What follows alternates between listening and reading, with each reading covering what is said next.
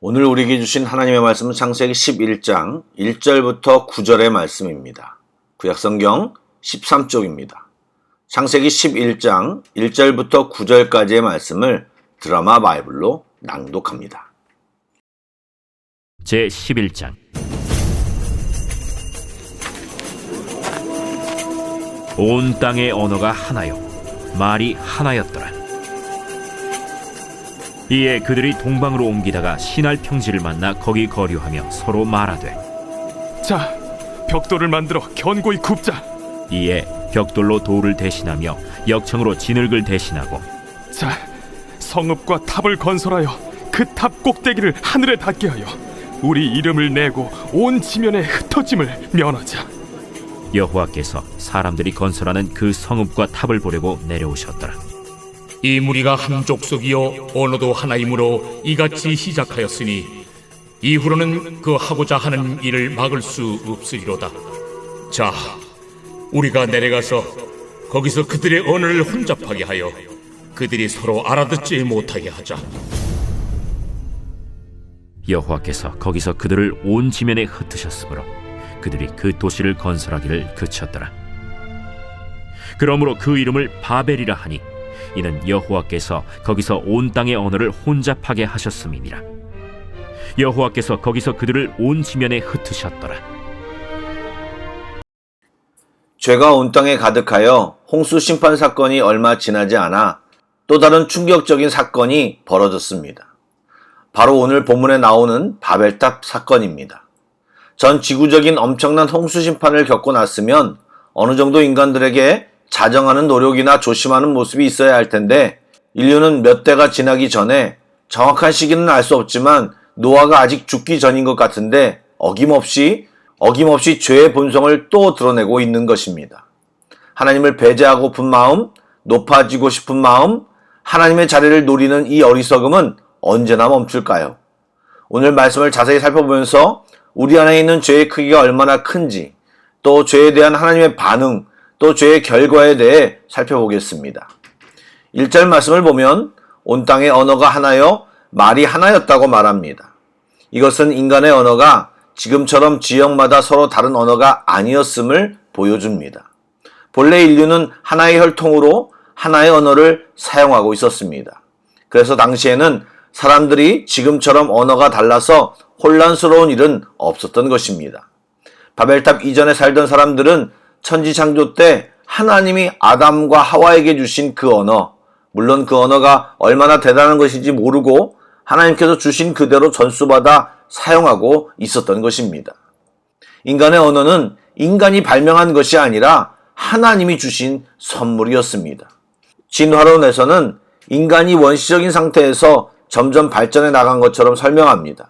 그러나 성경은 인간의 언어가 점점 개발된 것이 아니라 처음부터 의사소통에 전혀 불편함이 없도록 하나님이 주신 것임을 명백히 밝히고 있습니다. 아라랏산 근처에서 생활하던 노아 가족들은 하나님의 명령에 의해 사방으로 흩어지고 있었는데 그 중에 한 무리의 사람들이 시날 평지에 정착하게 되었습니다. 시날 평지는 지금의 이라크 지역인 유프라테스 강과 티그리스 강 사이에 비옥한 바벨론 지역으로 추측됩니다. 이 지역은 물이 풍부했을 뿐만 아니라 넓은 평지로 둘러싸여 있기에 새로운 정착지로서 좋은 곳이었을 것입니다. 그리고 그것에 정착하여 나름 문명을 이루었습니다. 3절을 보면 그들이 벽돌 굽는 모습을 볼 수 있습니다. 당시 바벨론 지역에는 돌이 귀한 지역이었고 대신 점토질 흙이 많았기에 벽돌을 구워 만드는 법을 발견한 것입니다. 또한 현대의 아스팔트라고 부르는 역청을 이용하여 벽돌의 점착력을 높이는 건축 방법을 개발한 것으로 보입니다. 그런데 3절 말씀의 뉘앙스를 보시기 바랍니다. 벽돌을 만들며 서로 의논하고 격려하고 있는 모습입니다. 그 목적을 4절에 밝히고 있습니다. 바로 성읍과 탑을 건설하여 그 탑 꼭대기를 하늘까지 닿게 하여 우리 이름을 내고 온 지면의 흩어짐을 면하자는 것입니다. 탑을 쌓는 목적이 뭐라고요? 하나님의 이름이 아닌 우리의 이름을 내기 위한 교만한 목적을 가지고 있음을 보여줍니다. 여러분, 성경은 당시 벽돌을 만들어 건물을 지을 만큼 건축 기술이 발달했다는 것을 알려주기도 하지만 이 말은 그들이 벽돌 한 장 한 장을 굽고 역청을 발라 견고하게 하늘까지 닿는 건물을 짓는 데에 얼마나 정성을 다했는지를, 또 무리들이 마음을 합쳐 일에 얼마나 전념하고 있는지를 보여주고 있습니다. 왜요? 바로 인간의 야망과 욕심을 위해서입니다. 하나님처럼 높아지기를 원하는 것입니다. 하나님 없는 성공을 꿈꾸며 살고 있는 인간의 모습을 보여주고 있습니다.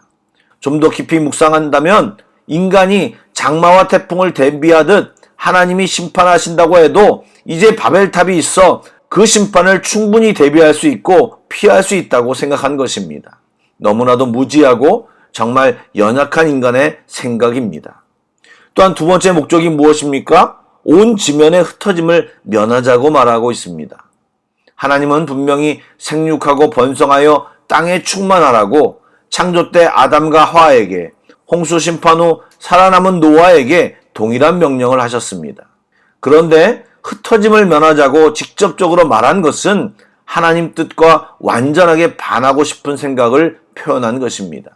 하나님 없는 성공, 하나님 없는 행복, 하나님 없는 인생을 살고 싶다는 것입니다. 여러분, 지금 인간들이 어떤 상태입니까? 홍수 이전으로 돌아간 것입니다. 하나님의 말씀과 뜻은 철저히 외면당했고 인간의 욕망과 욕심을 이루며 살겠다는 의지와 함께 세상을 심판하신 하나님을 공격하려는 의도까지 보이고 있습니다. 지금 우리는 이 말씀을 보며 인간의 어리석음을 논하고 있지만 우리도 실생활에서 순간순간 마유에를 외치며 하나님을 외면하고 내가 잘할 수 있음을 외치는 인생들임을 인정하지 않으십니까? 그런 삶을 중단해야 합니다. 멈추는 은혜가 우리 모두에게 있기를 주님의 이름으로 축복합니다. 아멘. 저자는 하나님께서 사람들이 건설하는 성읍과 탑을 보려고 내려오셨다고 표현합니다. 하나님이 볼 수가 없어서 구름을 타고 내려오시는 것이 아니라 우리 인생을 주목하고 계심을 설명하는 표현입니다. 여러분, 인간이 건설하는 성읍과 탑은 인간 입장에서 볼 때 어마어마한 대공사지만 하나님 입장에서 보면 아무것도 아닙니다. 이미 알고 계신 것처럼 하나님께서 엄청난 능력을 바라신 것이 아니라 그냥 언어가 나누어지라는 말씀 하나로 상황을 해결하셨습니다. 절대 권력을 가진 자가 수많은 사람들을 동원하여 몇 년 동안 걸친 작업을 말씀 한마디로 해결하신 것입니다. 우리는 하나님의 크심이 얼만큼인지 전혀 상상할 수 없습니다. 사랑하는 여러분, 우리는 하나님을 바로 알아야 합니다. 그분을 제대로 알기는 전혀 불가능하지만 적어도 우리가 도저히 상상조차 할 수 없을 만큼 크신 하나님, 우리를 만드신 하나님이라는 사실을 정확히 알아야 합니다. 또한 하나님이 이 범죄함을 두고 내리신 조치는 언어를 나누신 것입니다.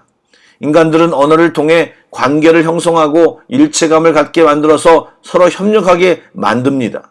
그래서 누구의 말을 듣느냐는 인생이 180도로 바뀔 수 있을 만큼 굉장히 중요합니다.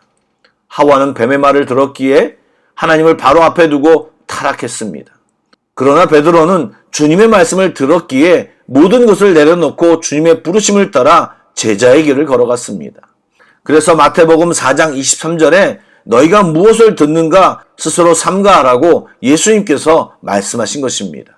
새벽 시간이라 자세히 말씀드리기 어렵지만 부정적인 말을 들으면 부정적인 영향을 받고 긍정적인 말을 들으면 긍정적인 영향을 받습니다. 하나님의 말씀을 듣고 보면 하나님의 영향을 받게 됩니다. 그러나 사람의 말 듣기를 반복하면 사람의 영향을 받게 됩니다. 그런 의미에서 하루의 첫 시간에 하나님의 말씀을 듣고 시작하는 것은 굉장한 의미가 있습니다. 여러분, 오늘 말씀 속에서 꼭 보셔야 할 것이 있습니다. 하나님의 말씀을 무시하고 사람의 말을 듣고 산 사람들의 결과를 똑똑히 보시기 바랍니다. 바로 하나님의 막으심을 경험하게 되었다는 사실입니다. 그와 반대로 하나님의 음성을 듣고 반응하고 행동하는 사람들은 사도행전 2장에서처럼 성령으로 나아가 복음을 전했을 때 방언이 터지고 타지 사람들도 서로 말을 이해하는 놀라운 상황을 경험했습니다. 무슨 말입니까? 하나님의 말씀을 듣고 따르면 막혀있던 상황도 변화되고 새롭게 열린다는 것입니다. 우리가 상상하지 못하고 예측하지 못하는 하나님의 위대하심과 크심으로 우리를 이끌어 가신다는 것입니다. 사랑하는 성도 여러분, 마위를 멈춰야 합니다. 그 길이 분명히 나를 위한 길이라고 생각해서 가는 것이겠지만 결코 나를 위한 길이 아닙니다. 망하는 길이며 하나님을 적으로 만나는 길입니다. 곧 하나님의 막으심을 보게 될 것입니다. 그나마 그 막으심을 본다면 은혜입니다. 왜냐하면 하나님이 바로잡아 주시겠다는 사랑을 보이시는 것이기 때문입니다.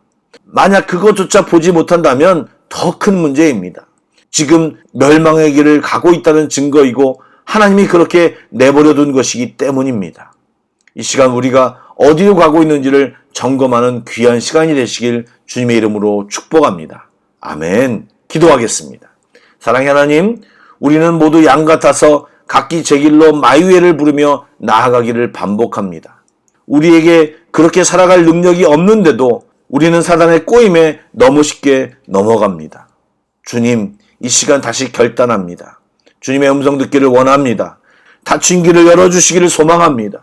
내 안에 세상을 사랑하는 마음을 끊어내기를 소망합니다. 주님 말씀보다 높아진 나의 이론과 논리를 철저히 무너뜨려 주시기를 소망합니다. 주여 선한 길로 인도하여 주옵소서. 예수님의 이름으로 기도드립니다. 아멘. 계속해서 찬양곡을 묵상하시고 합심기도와 개인기도로 나아가겠습니다.